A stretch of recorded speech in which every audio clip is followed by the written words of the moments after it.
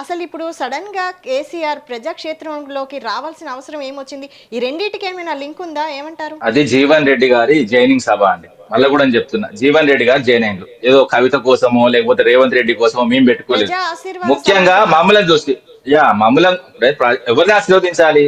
జీవన్ రెడ్డి గారిని ఆశీర్వదించాలి. ప్రజలు ఆశీర్వదించాలి. ఇప్పుడు అది జీవన్ రెడ్డి జీవన్ గారిని రెడ్డి ఒక సభ ఆశీర్వాద అది. సభ అంటారా?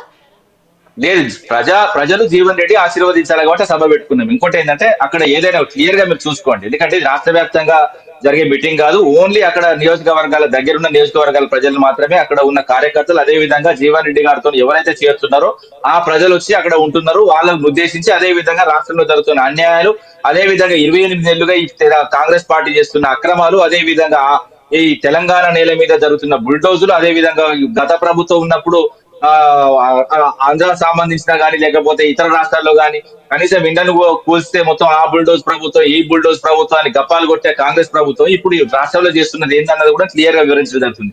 వెలుగుమట్ల భూములు గానీ, హైదరాబాద్ హైడ్రా పేరిట జరుగుతున్న భూమి ఆక్రమణలు గానీ, ఇవన్నీ కంప్లీట్ గా వివరించడం జరుగుతుంది. అదే విధంగా కాళేశ్వరం విషయంలో కూడా పీసీ ఘోష్ కమిటీ ఏర్పాటు చేసుకున్న, పీసీ ఘోష్ కూడా నేను ముందే చెప్పాను, అది వాస్తవంగా ప్రదేశ్ కాంగ్రెస్ ఘోష్ కమిటీ అని. ఎందుకంటే ఆయన కాంగ్రెస్ సంబంధించిన రాష్ట్రాల్లో ఆయన పనిచేసిన అనుభవం ఉన్నది కాబట్టి ఆయన తీసుకొచ్చి కుట్రపూరితంగా మా మీద రుద్దాలని చూసినా కూడా మేము క్లియర్ గా ఎదుర్కోవడం జరిగింది. ఆయన అడిగిన ప్రతి సమాధానం, ప్రతి ప్రశ్నకు సమాధానం చెప్పడం జరిగింది. అదే విధంగా హైకోర్టులో కూడా మేము వెళ్ళడం జరిగింది. హైకోర్టులో కూడా వాస్తవంగా వీళ్ళు చేసే కుట్రలను కూడా అవసరమైతే వీళ్ళు హైకోర్టులో ఏ విధంగా మా మీద కుట్రలు చేస్తే మేము సుప్రీంకోర్టు కాడ పోతాం. వీళ్ళని వాస్తవంగా వెంటాడి వెంటాడి వాస్తవంగా తెలంగాణకు ఏ విధంగా అన్యాయం చేసిందో ఆ అన్యాయాన్ని ఖచ్చితంగా ప్రజల ముందు పెడతాం.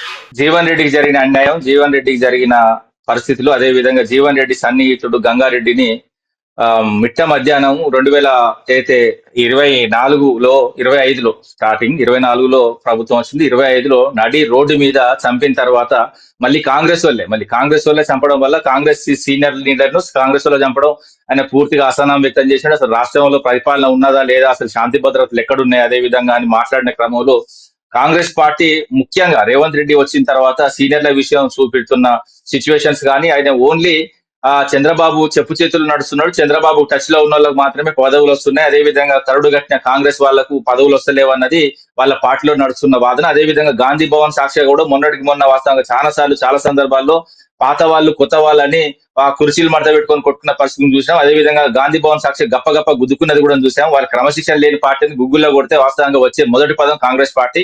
ఇంకోటి అంటే ప్రజాస్వామ్యం అంటారు, ప్రజాస్వామ్యాన్ని చంపేసింది వాళ్ళే. అదే విధంగా తెలంగాణ నేల మీద ప్రతి ఉద్యమాన్ని అణచివేసింది వాళ్ళే.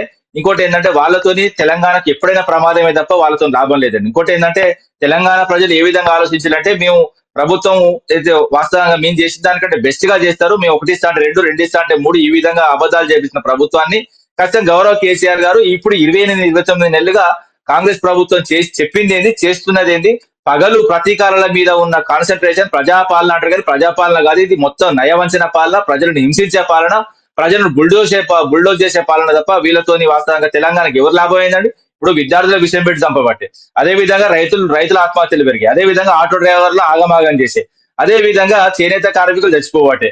ఇన్ని జరుగుతున్నా కూడా నేరాలు పెరుగుతుండే. ఆఖరికి హోమ్ మినిస్టర్ లేడు, విద్యాశాఖ కీలకమైన విద్యాశాఖ మంత్రి లేడు. సగం చదివినోడు చేతుల వాస్తవంగా పెడితే ఇప్పుడు పరిస్థితి ఏంటంటే, నేను మళ్ళీ కూడా చెప్తున్నా, ఒక 46 రోజులు జైల్లో ఉన్న వ్యక్తిని తీసుకొచ్చి కాంగ్రెస్ పార్టీ ఈ నేల మీద, తెలంగాణ నేల మీద రుద్దిన తర్వాత ఆయన నేరపూరితమైన ఆలోచన కదండి. ఇప్పుడు ఆయన మీద 89 కేసులు ఉన్నాయి రేవంత్ రెడ్డి మీద.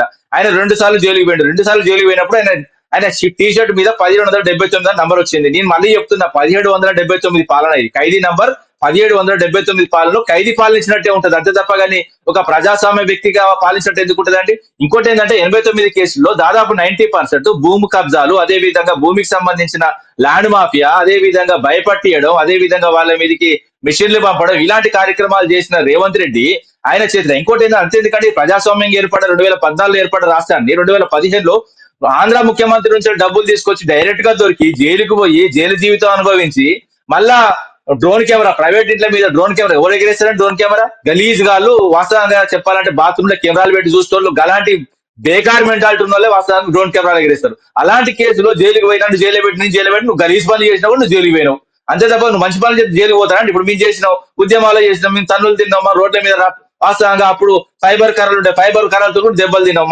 ఆ దెబ్బలకు ఈ దెబ్బలకు తేడా ఉండదా అండి? ఇప్పుడు ఉద్యమంలో కేసులకు సంబంధం, అదే విధంగా నేరపూరితమైన నేరాలు చేసిన దాంట్లో చాలా తేడా ఉంటది.